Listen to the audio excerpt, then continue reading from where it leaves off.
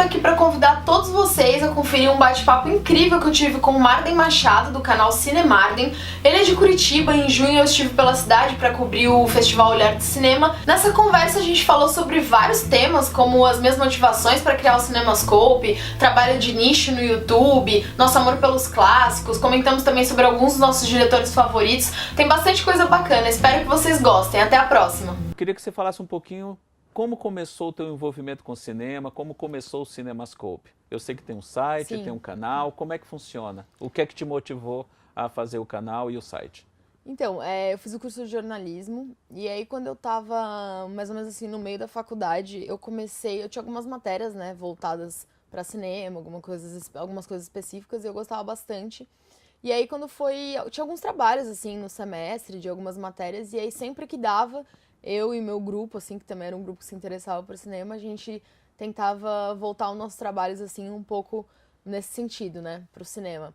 Criação de blogs e etc. E aí, a gente fez um blog, uma vez uma matéria, sobre cinema, e era só para aquele semestre, né, a gente tinha que alimentar com conteúdo, só que a gente gostou muito, e aí a gente falou, por que a gente não faz alguma coisa que vai durar, né, para além dessa matéria e da faculdade. Aí acontece que o pessoal saiu, o blog não existe mais, só que esse começo, assim, foi um pouco da minha vontade de escrever sobre cinema, mas naquela época eu nem sabia direito como funcionava a questão das cabines de imprensa, os bastidores, assim, eu não tava muito Inteirada, né? Exatamente, eu não fazia nem ideia, assim, pra falar bem a verdade. Aí eu comecei atrás de cursos de cinema, né, cursos livres, então eu fiz uma série de cursos.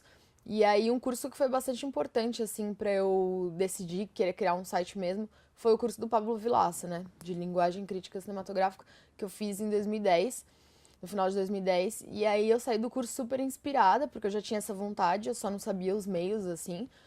E foi bem legal, porque eu consegui tirar várias dúvidas no curso, e saber como que era mais essa dinâmica, né, de cobrir os eventos, cobrir as cabines. E aí eu juntei um pessoal, algumas pessoas da faculdade, pessoal de outras faculdades que eu conhecia, que se interessavam também. E aí eu comecei essa ideia de criar o Cinemascope. Aí a gente lançou em 2011. Eu gostei muito. Você explica isso Sim. na apresentação do site, a razão de ter escolhido esse nome. Então, Sim. conta pra gente o porquê do nome Cinemascope. Então, uma vez eu li uma reportagem que me marcou muito, honestamente eu nem lembro assim quem foi que falou isso, mas teve uma frase que marcou muito, que a pessoa falou que quando ela assistiu um filme Cinemascope, no formato Cinemascope, era como se as atrizes dessem um abraço na plateia, né?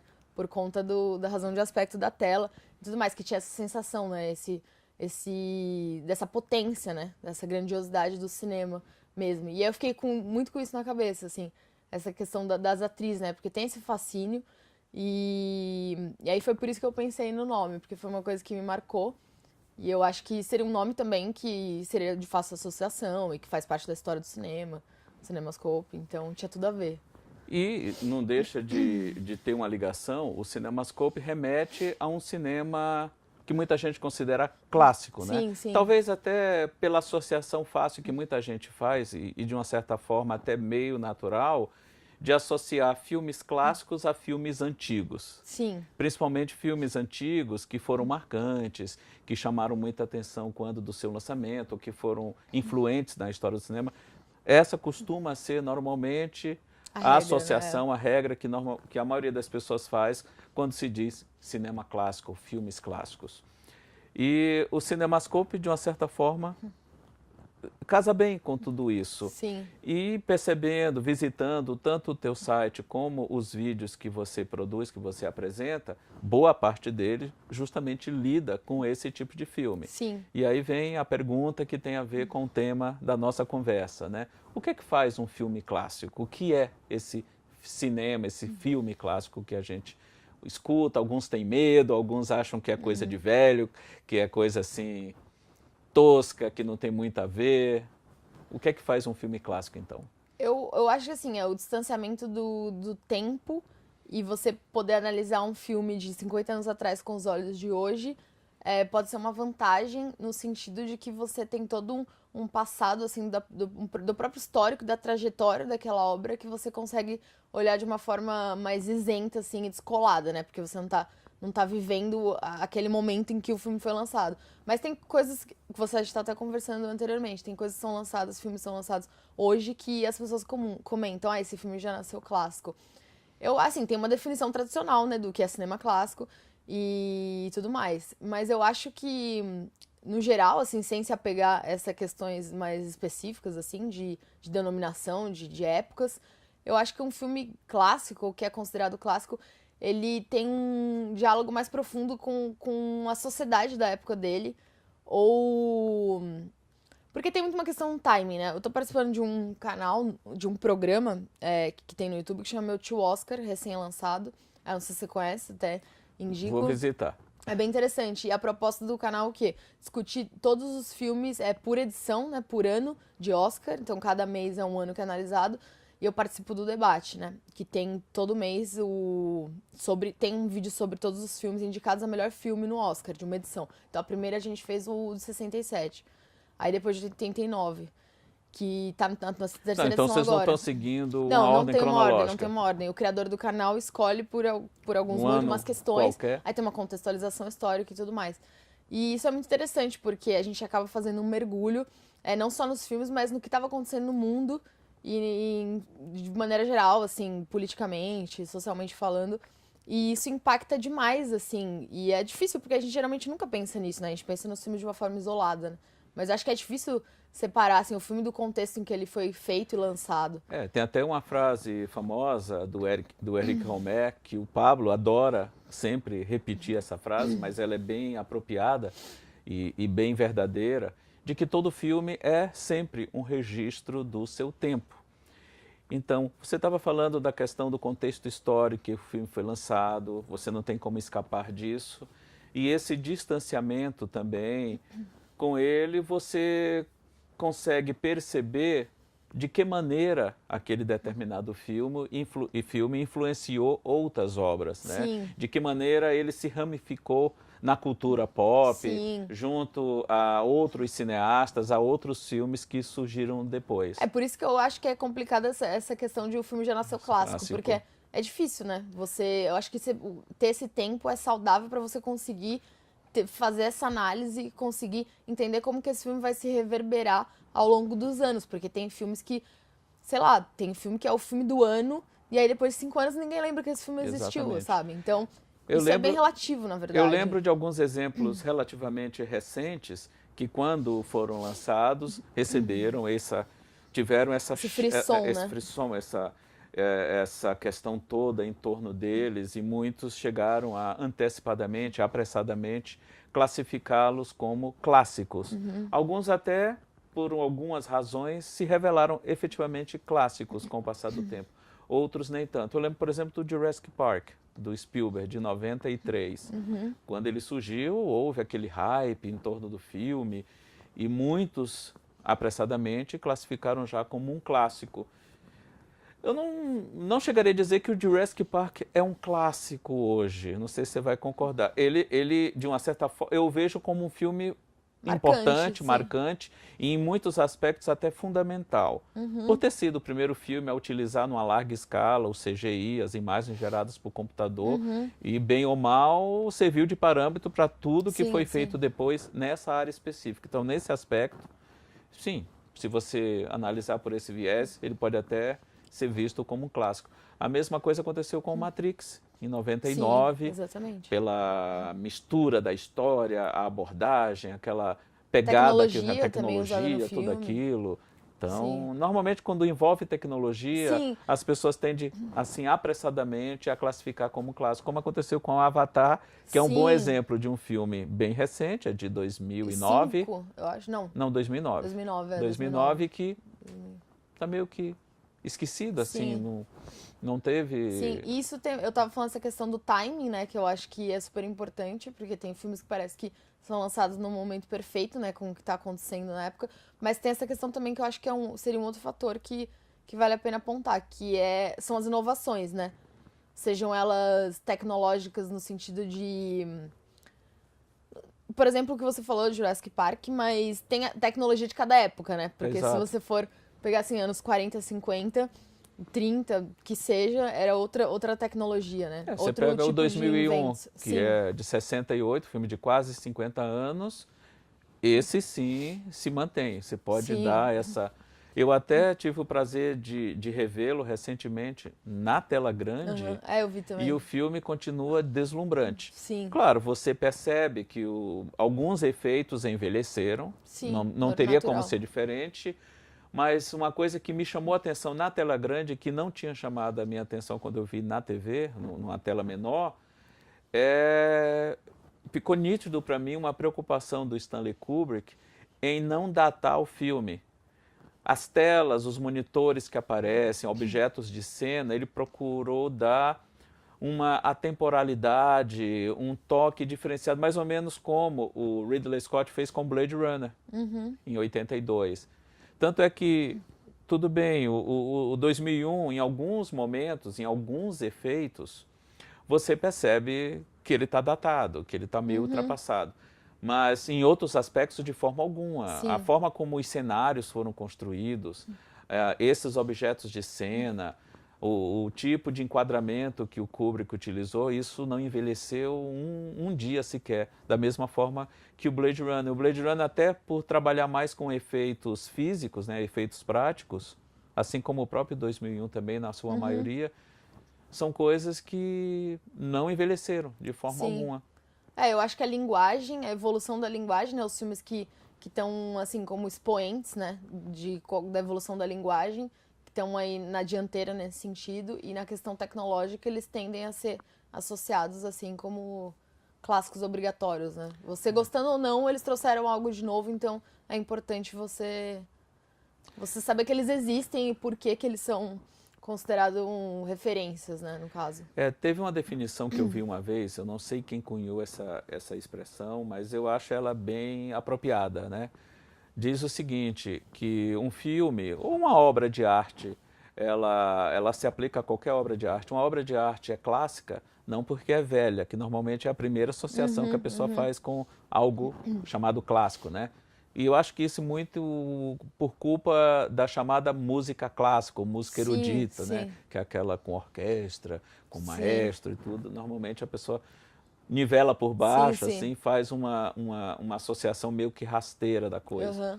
Mas uma obra clássica é clássica não porque é velha, ela é clássica porque é eterna. E aí essa eternidade ou essa atemporalidade talvez seja uma das características que poderiam ser aplicadas a uma obra clássica. Né? Tava pensando aqui agora nos motivos que tornam um filme clássico e eu pensei no Cães de Aluguel, por exemplo, do Tarantino. Eu considero que... Eu acho que esse filme pode ser considerado um clássico. E é um filme que tem pouco mais de 20 anos. Exatamente. E eu fiquei pensando por que será, assim, que eu tenho essa sensação com relação a esse filme. Eu acho que uma coisa importante também são... que ajudam, né? Porque eu acho que não é só um aspecto, assim, isolado. São cenas marcantes e diálogos também. Falas marcantes. Eu acho que tudo isso ajuda nessa mitologia em torno de um filme, assim. E uma maneira nova de contar uma história velha. Sim, exatamente. Exatamente. Porque existe também aquela máxima de que todas as boas histórias já foram contadas, né? Sim. Se você quiser se destacar, você tem que achar uma maneira nova de contar aquela mesma história. Sim, que é algo que o Tarantino consegue fazer muito bem. Sim. Um comentário que eu vi recentemente do filme, como que, de repente, no momento em que o filme é lançado, se tem uma ideia sobre ele e depois ele é revisto sobre outra perspectiva, isso nem precisa demorar 50 anos. Eu li um comentário esses dias sobre o Irreversível, do Gaspar Noé, sabe? E aí é uma pessoa que da área e tudo mais, e aí a pessoa comentou assim, eu cansei, eu nunca mais vou... Não nunca mais assim, mas eu não vou mais passar, eu vou tentar evitar passar, até quando a gente vai passar o filme Irreversível pra falar de plano sequência, né? Porque existem outros exemplos melhores. Existem outros exemplos melhores, mas quando o filme foi lançado, todo mundo ficou assim, nossa, sabe? Foi um filme que ele quebrou um pouco por questões estéticas, por questões narrativas, ele chamou bastante atenção e ele geralmente era muito citado quando se falava de plano sequência. Pelo impacto que a sequência Exatamente, mas hoje tem, em né? dia, certas discussões com relação, principalmente a pessoa, no caso, estava comentando por conta da cena de estupro, com a Mônica Bellucci e tudo mais, então hoje em dia, se tem uma situação, se tem uma consciência, uma discussão, e não faz tanto tempo assim, sabe? Você vai parar pra pensar. E o filme, ele já foi revisto, né? Ele tem menos de 20 anos e ele já tá sendo revisto, assim, à luz das discussões que estão acontecendo agora. E isso é muito legal, né? Nem precisa ser um filme de muito tempo atrás. Né? Para ficar no exemplo de um bom plano sequência para ilustrar esse tipo de tomada cinematográfica, de movimento, a gente pode citar A Marca da Maldade, do Orson Welles, que tem pelo menos 2 grandes filmes que são clássicos indiscutíveis, né? O próprio Marca da Maldade e o Cidadão Kane, que durante muito tempo e ainda hoje é considerado um dos melhores filmes já feitos em todos os tempos. Tem o Festim Diabólico também. Tem o Festim Diabólico, do Hitchcock, que na realidade é um inteiro plano sequência, né? A gente teve até mais recentemente a Arca Russa, né? Que é um pouco mais longo. E tem um filme alemão recente também, o Victoria, que tem quase 2 horas e meia, é um longo plano sequência. Mas, tem um filme brasileiro também que chama Indurangutangos, que é de Porto Alegre. Não, esse eu não conheço. É em plano sequência também. É em plano sequência. No Festim eu li até algumas coisas que tinham uma dificuldade porque tinha um apartamento e o carpete, né? Uma espécie que era meio parecido um tapetinho, assim. E aí o maquinário, assim, passava e fazia marca, assim, no chão, né? Das rodinhas, assim, passando, que isso era um problema, né? Aí tinha que esconder isso. Exatamente. Também, né? Então, existem cineastas também que você pode classificar como cineastas clássicos, né? Ou que têm filmes que se enquadram perfeitamente. Então, normalmente são aqueles grandes mestres do cinema que estão inseridos mais naquele modelo clássico de Hollywood, exatamente. Assim, mais tradicional. Ou mesmo de outras cinematografias, mas sim. que tem tipo assim que a gente chama de narrativa clássica, né? Que é aquele tipo de história que algo sempre leva a outra coisa, sempre tem um desencadear de ações que provocam... 3 atos bem demarcados. Bem demarcados, exatamente. Então, normalmente, os grandes mestres do cinema, como Bergman, Kurosawa, Ozu, Fellini, Truffaut, e a lista é enorme, Billy Wilder, o John Ford, Howard Hawks, todos se enquadrariam muito bem, Charlie Chaplin, então a lista é longa. Sim, com certeza. E tem um cineasta relativamente recente, ou pelo menos contemporâneo, que muitos consideram clássico, outros consideram simplesmente esquisito. David Lynch, que eu sei que é um cineasta que você gosta muito. Eu gosto muito dele. Dá para chamá-lo de clássico mesmo? Eu não acho ele nem um pouco clássico. Eu acho como ele é mais iconoclasta. Exatamente. Eu acho como a forma como ele enxerga cinema e como ele encara essa arte e faz os filmes dele. Embora alguns filmes deles tenham uma estrutura bem clássica, mas eu não acho que ele... Não, eu acho que ele é um clássico no sentido de que eu acho que ele é um diretor obrigatório. Obrigatório e influente também. Exatamente. E que agora também, com a volta de Twin Peaks, eu fiquei bem feliz porque tem muita gente descobrindo o trabalho dele e redescobrindo, né? Porque... Não que ele estava esquecido nem nada, mas ele tá há muito tempo sem lançar nada, 10 anos do último filme dele, 11 anos. E ele se dedicou a outras formas de arte, né? Como a música, a pintura, né? Que é o ofício dele, o primeiro, né?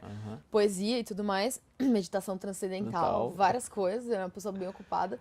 E eu acho que nesse tempo, assim, 10, 11 anos que ele ficou sem lançar nada, tanto na TV quanto no cinema, assim, tava meio morno, né? A cobertura, né, do trabalho dele e tudo mais, estava bem distanciada do cinema. Então, Twin Peaks dá pra ver isso até pelo YouTube, né? Engraçado isso. Não porque eu vejo mil vídeos sobre ele, então tem vários vídeos recomendados, mas eu vi muitos canais, muitos, tanto no Brasil quanto fora do Brasil, fazendo vídeos não só sobre Twin Peaks, isso que eu achei legal, não só sobre Twin Peaks, mas sobre ele mesmo e sobre a obra dele, sobre outros filmes. Então, a volta de Twin Peaks despertou esse interesse, essa redescoberta de quem já gostava, né, do trabalho dele. Você pode até questionar, você pode até não gostar, como é mais comum, mas ele é indiscutivelmente um cineasta obrigatório para quem quer estudar cinema, ou se aprofundar, ou ver o cinema como algo muito mais amplo do que simples entretenimento. Sim, e é muito legal porque eu acho que o Lynch é o tipo de diretor que você não consegue enquadrar ele numa categoria No rótulo, fixa, né? num rótulo, num movimento, num grupo de diretores. Não tem como você falar, David Ele é Lynch independente. é tipo diretor tal, tal, tal, tal. Não Pra você tem. dar uma referência pra alguém, não tem. O contrário você pode até fazer. Ó, Mas fulano de é tal tipo tem uma David- pegada meio lynchiana, né? mas... Não, o cara virou até um adjetivo, né? É. Lynchiano. Isso... E isso pouca gente conseguiu, né? Exatamente. Então eu acho que ele caminha um pouco sozinho nesse sentido, sabe? Na história do cinema, com várias influências que ele tem, obviamente, né? Ele é bem inovador em muitas questões, mas ele também é influenciado por bastante coisa, né? Não só por cinema, inclusive. Mas eu acho que é fundamental conhecer o trabalho dele. Que no Cinemascope você comenta, lida mais com filmes clássicos. Então, quando a gente criou o site, a gente sempre teve uma ideia a gente nunca acreditou muito nessa ideia, ou a gente nunca aceitou muito essa ideia de que as pessoas têm preguiça de ler texto longo na internet. A gente sempre achou que existia um público que não ia se importar com o tamanho do texto, e a gente sempre apostou em conteúdos mais aprofundados. Então, a gente tem especiais enormes, e a gente tem uma outra abordagem. A gente já fazia isso com relação ao texto, que era uma proposta de aprofundamento mesmo, voltado para o conhecimento, para uma questão educativa, voltado para uma análise mais destrinchada do que a gente estava falando. Então, isso sempre teve no norte, assim, do nosso trabalho. Aí, quando a gente tem o canal desde 2011, só que a gente postava eventualmente algumas entrevistas que a gente fazia com alguns diretores, roteiristas brasileiros, só que era uma coisa muito, muito dispersa. E aí, do ano passado pra cá, eu tava, de uns 3, 4 anos atrás, na verdade, é até legal comentar porque você já participou do Conacine, que é o Congresso Nacional de Cinema, né? Sim. Que é um congresso, para quem não sabe, é um congresso online, né, que acontece uma vez por ano e que várias pessoas participam dando palestra. E é bem interessante porque é super diversificado, pessoas do Brasil inteiro. E foi experiência no Conacine há 4 anos atrás, né, que eu acho que esse ano é o 4º, então já faz 4 anos. Eu participei ano passado. Então, eu participei em todas as edições. E aí, quando o Fernando Imperator me chamou, eu nunca tinha gravado vídeo na vida, assim, comigo aparecendo. Eu sempre fiquei atrás das câmeras. Então foi em decorrência desse convite Foi. pro Conacine que surgiu o canal do Cinemascope. Surgiu essa vontade de produzir conteúdo nesse sentido, porque aí eu fiz o vídeo na primeira edição sobre o Almodóvar, na segunda sobre o Lynch, que foi um bate-papo com o Fernando, né? A primeira foi só eu aparecendo mesmo, e a terceira sobre a Marilyn. E aí nessa primeira experiência, assim, com relação ao Pedro 3 Almodóvar, figuras bem diferentes. bem diferentes, que eu gosto muito. E aí eu tive essa experiência e eu fiquei muito impressionada com o retorno que eu tive com relação a esse trabalho em vídeo, assim, mas impressionada mesmo. Um vídeo que eu fiz, assim, acho que teve mais retorno e Do que um feedback das pessoas do que um texto anos público. escrevendo no site semanalmente, assim. Eu fiquei muito impressionada, assim, eu sei que o vídeo tem essa capacidade, tem esse apelo maior, né, com relação ao público, mas eu vivi isso na pele, assim, eu fiquei bem impressionada. E as pessoas começaram a me acompanhar desde o primeiro Conacine, aí a galera voltou no segundo Conacine, aí veio mais gente. Aí no terceiro Conacine já tinha gente do primeiro Conacine que tava me acompanhando. E aí eu fui meio que vendo isso, e o Fernando sempre falava, você tinha que montar um canal, suas palestras bombaram, deu super certo, o pessoal elogiou demais. Você tinha que montar, só que eu ficava sempre assim, pesando muito. Porque é muita exposição, né? É muito, eu não sei, eu acho uma coisa muito séria, assim, não sei se as pessoas pensam sobre isso, sabe? O quanto é se expor desse jeito, então eu pesei muita coisa e pensei muito, então eu fiquei mais ou menos 1 ano e meio, assim, 2 anos pra decidir se eu ia fazer ou não. Aí no semestre passado, acho que faz uns 7, 8 meses mais ou menos, eu resolvi começar a investir nisso. E aí, como no site a gente já faz críticas dos lançamentos, eu queria que o canal atuasse de uma forma complementar ao site. Eu não queria que ele fosse uma repetição do site em versão vídeo, assim. Claro. Então, eu pensei, como que a gente vai fazer isso? Mais ou menos como eu faço no meu canal. Exatamente. A gente tem uma coluna de clássicos no site, mas nossa equipe é super numerosa também, e nem todo mundo consegue gravar vídeo, nem todo mundo gosta de gravar vídeo, gosta de aparecer, tem N situações, então não teria como a gente continua com a coluna de clássicos normalmente, tem gente que prefere escrever, mas a gente nunca aborda os mesmos filmes. E aí eu pensei que o canal poderia, então a gente não fala sobre o lançamento, porque já tem as críticas que cumprem esse papel no site. E aí eu pensei que seria muito, muito bacana investir em clássicos, em documentários. A gente tem um quadro que chama Documenta, que é só sobre documentários. Então a gente criou alguns quadros, tem alguns novos para sair nesse segundo semestre, que dão conta disso, assim.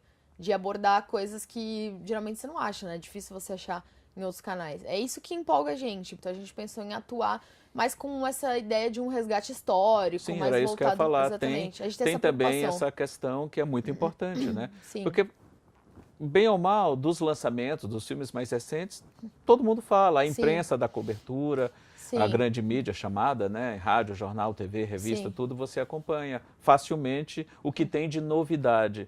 Mas esse trabalho de garimpo, de pegar uma obra importante, fundamental, Contextualizar, influente, contextualizar, destacar a relevância dela, Sim. não, isso eu acho isso muito importante. Sim, eu aproveitei Até como também. formador de público, né? De plateia. Exatamente. E porque, assim, na verdade, esse público também tem isso, e tem, assim, as pessoas acham que esse público não existe, né? Não é Existe. porque tem milhões de pessoas acompanhando os lançamentos, significa que não tem gente que gosta de outras coisas também. Então, esse público existe. E aí tem essa lacuna, né? Porque não tem poucas pessoas produzindo, visando esse público, porque geralmente o YouTube tá voltado para o público mais jovem. Enfim, tem uma série de questões. Não que jovem também não possa gostar de clássicos, Claro. não tem nada a ver, mas tô falando assim, em termos numéricos, né? Em termos gerais, né? Tô sendo bem Estatísticos, generalista, né? sim, exatamente. E aí eu acho que esse público, ele existe, e ele te dá um retorno, né? Você acaba tendo esse feedback das pessoas, e as pessoas falam, nossa, que legal, até que enfim alguém falando de tema tal, sabe? Você tem esse tipo de retorno. E aí eu aproveitei que no site a gente tem pessoas com repertórios completamente diferentes. Então tem um garoto, o Felipe Gofferman, do Rio de Janeiro, que ele é especialista em cinema asiático. E aí ele é a melhor pessoa, assim, da equipe pra falar sobre isso. Então ele só faz vídeos sobre cinema asiático. Cinema chinês, cinema japonês. Então é muito legal, porque eu não tenho o mesmo repertório que ele nesse assunto. Provavelmente eu não certa forma, gravaria você esses já vem vídeos. segmentando os Exatamente. vídeos dentro do teu canal. Exatamente. Então, a gente tem a participação, tem umas 5, 6 pessoas, assim, diferentes, que costumam participar mais com frequência do site. A gente tem uma série sobre o cinema brasileiro, que também a gente fala desde a chegada do cinema no Brasil. A gente falta 2 episódios pra terminar, mas... Eu vi que tem muito desse material em texto também. Também. E em vídeos, né? Até numerados, né? Sim. E aí a gente fez essa viagem histórica também pelo cinema brasileiro, porque a gente acredita que as pessoas têm que largar a mão, né, dessa história de achar que filme brasileiro não presta, Não presta, né? exatamente. Então a gente apostou nessa série, né, de 12 episódios, dividida, assim, bem didática, cronológica. E é muito legal, porque é uma forma de introduzir as pessoas, né, nesse mundo. Enfim, a gente quer despertar o interesse delas nisso. E é isso que motiva a gente, assim. Por isso que a questão dos lançamentos a gente acompanha, a gente cobra no site, mas eu acho que é uma lacuna que ainda tem muito a ser explorada. Quem assim, sabe daqui a no uns YouTube. 20, 30 anos a gente resgate alguns Exatamente. desses lançamentos de hoje, quando podem ele ser se considerados comprar clássicos, um né? clássico, né?